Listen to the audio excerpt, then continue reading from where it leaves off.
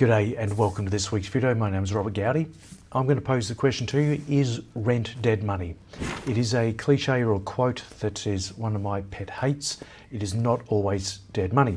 And the reason why I'm chatting about this is I had a conversation with a friend who lives down Geelong area through to Torquay, those sort of spaces. And she was saying that one of the workmates pays $500 a week and it's absolutely dead money. And I said, well, is it? Do you know how much approximately the property is valued that the person lives in? She goes, well, it's probably similar to the one that you built and it's probably worth $750,000. And so what I did, I was able to go through and say, well, let's assume that this guy has a deposit of $100,000 and needs to borrow $650,000.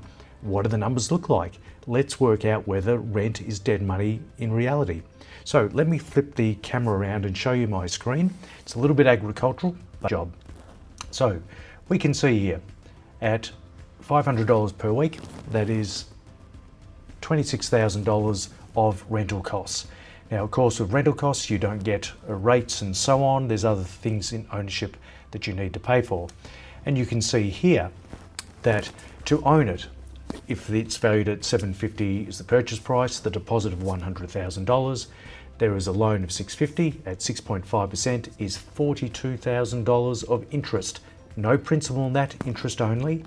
Plus there is the costs of ownership, which is rates, insurance, and others, which it gets us to $47,250, which is $900 per week, not $500.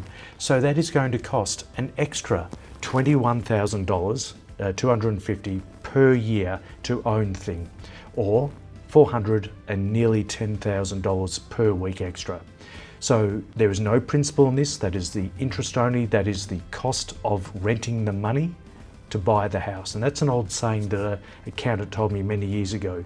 You can rent the house or you can rent the money to buy the house. And in these circumstances where property valuations in Australia are just so high, it now turns out that renting the property is far more viable than owning the property.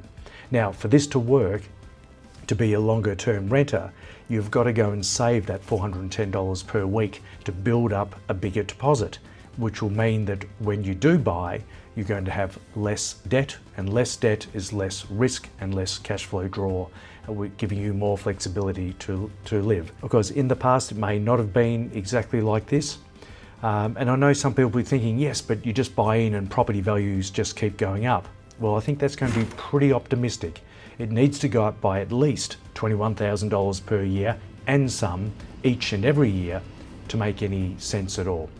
So please remember, this is general advice only, but be very wary about feeling as though that rent is dead money and that you have to own.